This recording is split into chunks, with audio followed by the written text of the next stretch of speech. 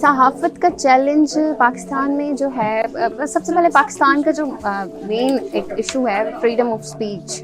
मतलब हम जो बात है कि अगर कोई नेगेटिव पॉइंट्स को सामने रखता है ज़्यादा, तो वो उसके साथ सही नहीं होता है। मतलब सबको बस ये है कि पॉजिटिव चीज़ें दिखाओ, मीडिया पे सही सही बातें दिखाओ। सहाफ़त के मसाइल के हवाले से अगर मैं बता रहा हूँ तो जितने भी ये सरमाएदार कैपिटलिस्ट जो होते हैं ये उसको बाउंड है ये सहाफ़त यहाँ से। तो ज़्यादातर मसाइल मतलब वो खुल के इस तरह पेश नहीं करते जो मतलब वो बोलते हैं, उस लिहाज से इनको यानी ये मसले आते हैं सहाफ़ियों को।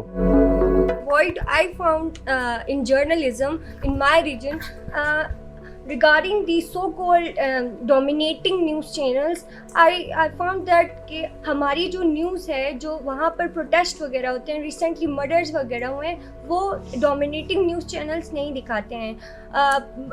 जब हम न्यूज़ चैनल में देखते हैं तो एक लेम स्टेटमेंट और एक डेली लाइफ की एक एक्टिविटी वो न्यूज़ चैनल में दिखाई जाती है, और उसी टाइम ही गिलगित बल्तिस्तान में 3-4 दिनों से बंद हुए होते हैं, सारा इलाका बंद हुआ है, वो न्यूज़ चैनल में नहीं दिखाया जाता है।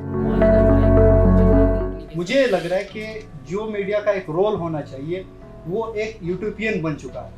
मीडिया अपने आप में वो बिल्कुल आज़ादी वो पा ही नहीं रही, जो आज़ादी मीडिया को मिलनी चाहिए, या मीडिया का एक अहम रोल होता है। मुझे ये समझ आ रहा है, या मैं जो समझता हूँ कि मीडिया एक इंस्ट्रूमेंटलाइज्ड हो चुका है, उन्हें एक कंस्ट्रक्टेड टूल के ज़रिए इस्तेमाल किया जाता है ताकि माइंड्स को भी, लोगों को भी, और इसके साथ साथ पॉलिटिकल व्यूज़ के लिए जो इस्तेमाल किया जाए।